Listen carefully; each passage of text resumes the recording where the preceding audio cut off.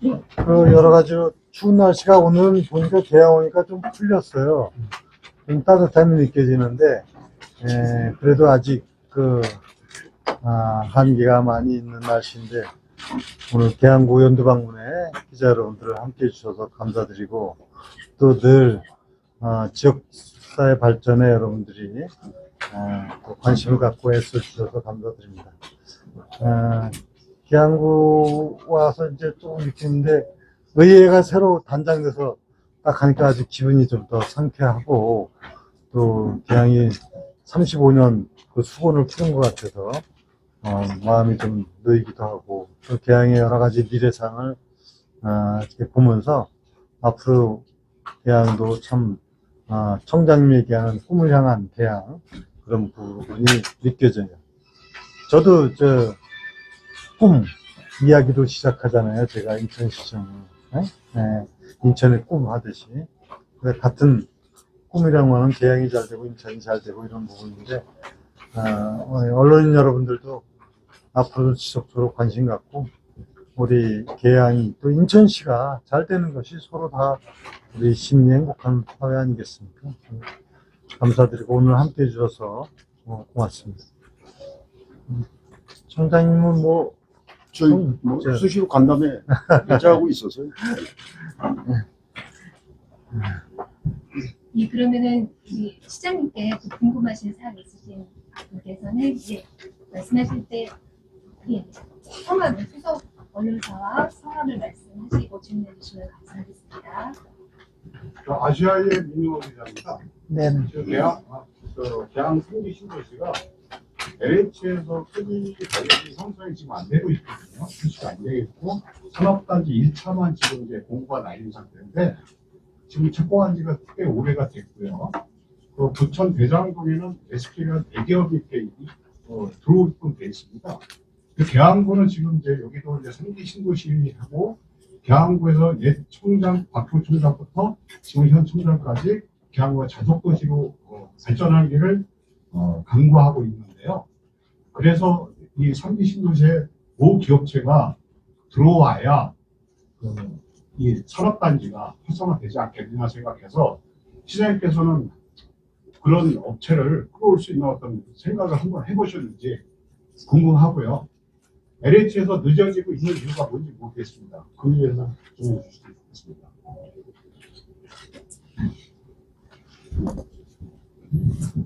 이제 우리 신도시 역사가 1기, 2기를 거쳐 3기 이렇게 오는 과정에서 늦게 되는 신도시가 아무래도 현대화되고 또 좋은 시설이 되고 또 기존의 신도시의 미비점이라든가 문제점을 보완해서 하기 때문에 발전적으로 될 수밖에 없는 거 아닙니까? 제가 그래요. 막 도시 개발을 이룰 때 늦게 되는 것이 오히려 더 좋은 그런 상황으로 만들어갈 수 있는 장점이 있다. 3기 신도시도 그런 의미에서 실질적으로 과거의 1기 신도시가 단순한 주거지역 중심의 그러니까 주택난을 해결하기 위한 부분으로 출발을 했다 하면은 3기 신도시는 적어도 자족적인 기능을 갖춰야 된다. 그것이 진정한 그 도심뿐만 아니라 지역 주변이 다 함께 발전하는 거다. 이게 대원칙입니다.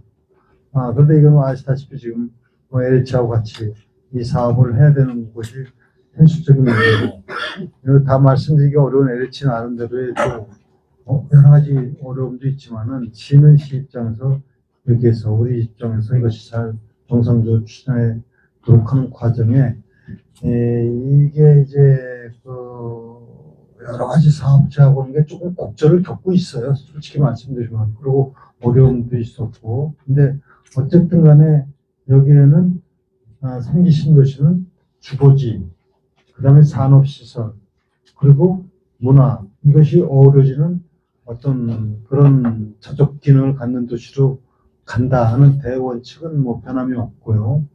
구체적으로 어떤 기업, 사업체다 이런 부분에 대해서는 지금 말씀드리기는 조금 적절치는 않아요. 왜냐하면 그거는 정상적인 그 공모라든가 또 객관적인 투명한 절차를 통해서 이루어지는 부분이기 때문에 그런 노력은 기울여 있으면 제가 말씀을 드립니다.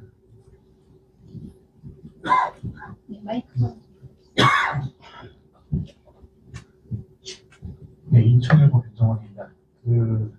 시장님께서 작년 8월에 계양도서관에 오셔가지고 대장홍대선 이제 연장한 이제 계양역 연장 입장을 발표를 하셨는데 그 이후에도 사실 이제 계양부와의 어떤 이견으로 광교통 대선 대책 변경 등 이제 후속 행정 절차가 좀 진행이 안 되고 있습니다. 근데 이에 대한 조금 입장과 그 다음에 이제 시에서 용역을 통해 가지고 지금 사업 타당성 확보를 하고 있으신 걸로 아는데 이후 국토부 협의 과정에서 그 부분이 좀 나량이 있다라고 한다면은 그 정책 방향에 변경이 좀 있을 수 있는 건지 그 부분 좀 듣고 싶습니다. 대장 홍대선 관련해서는 지역 단위에서는 어떠한 노선, 어떤 역 이런 부분에 대해서 일단 주민의 의견을 수렴하고 지역 단위에 가장 적합한 부분을 조율을 하고 이런 과정을 겪고 오고 있지 않습니까? 사실상에는 거기에 핵심적인 사항은 어느 정도 정리가 됐잖아요. 아시다시피. 그렇게 됐고 이것이 이제 최종적으로 지금 국가 주동안 계획에 아마 그렇게 늦은 시간 그렇게 오래 걸리지 않습니다. 금년도 상반기 안에 이게 공식화해서 아마 최종 입장이 정리가 될 것으로 시에서는 보고 있습니다. 그래서 그간의 과정은 우리 병 기자님도 잘 아실 테니까 더 새롭게 거기서 변화된 건 없어요. 약간 역사 관련해서 논란이 있었지만 어느 정도는 또 이렇게 입장이 정리가 된 거고 그래서 거기서 크게 변함은 없이 아마 금년도 상반기 안에 최종적으로 이것이 결정이 될 겁니다.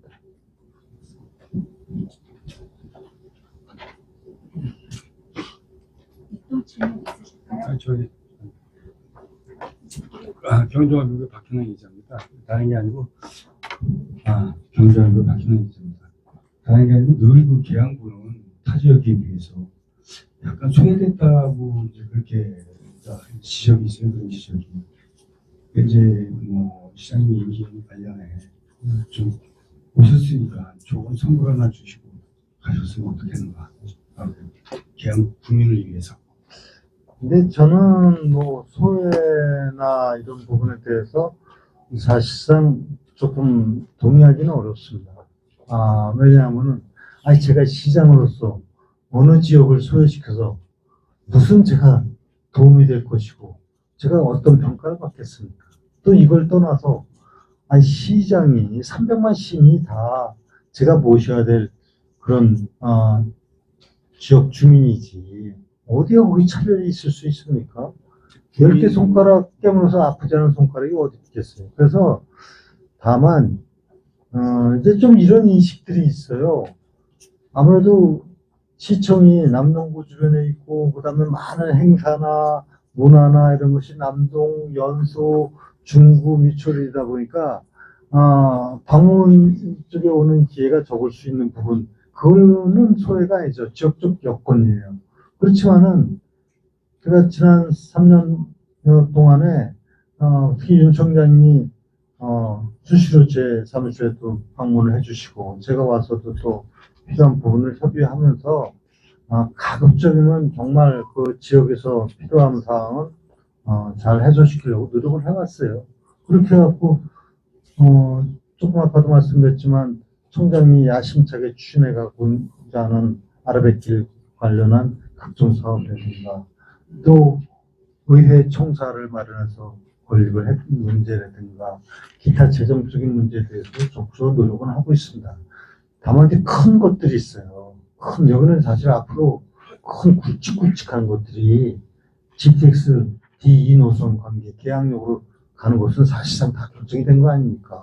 이 문제하고 대장 홍대선 문제도 있고 또 강화강 고속도로 문제도 있고 계양 데크로밸리도 있고 또 계산지구 개발도 있고 많은 이런 일들이 있는데 이거는 정말 계양뿐만 아니라 인천을 위해서 우리가 어떤 지역에 차별 없이 해야 되는 건 당연한 거니까 우리 계양에서도 그런 부분들은 같이 협조해서 잘 이뤄나가야 됩니다.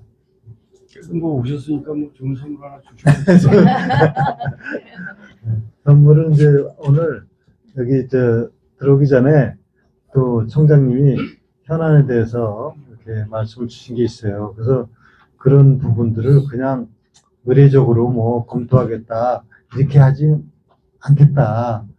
제가 그래서 우리 들어가서 직원들하고도 이게 맨날 똑같이 얘기는 뭐 적극 검토 이런 게 아니라 어떻게 이것을 할 것인가 하는 방안을 찾도록 들어가서 회의를 합니다. 이렇게 해주시면.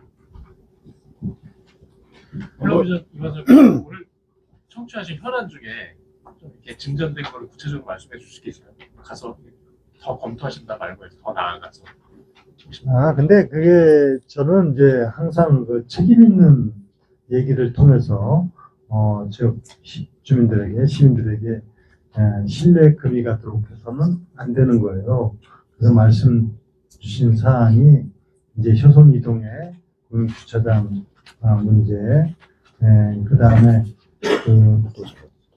도서관 건립에 대한 예산 지원 문제, 경기장 지적 부지 유예에 대한 문제, 그 다음에 민간 소각장 이용에 따른 예산 지원 문제, 이런 부분들을 얘기해 주셨어요. 그래서 이 문제들은 저도 이제 대안이라고도 의견도 제시해서 이런 문제들이 적어도 계양구에서 생각하는 시장이 연두방문을 통해서 얘기한 거는 가장 절박한 얘기를 한 거 아닙니까? 그래서 안 되는 이유를 대는 게 아니라 되는 방안을 찾겠다 이렇게 말씀드렸고 들어가서 검토하는데 이제 문제 하나는 예산 문제가 주로 있는데 이제 당장에 시에서 아직 그 부분에 대해서는 이번에 연두방문을 쭉 하면서 아주 급한 사항들이 있거든요.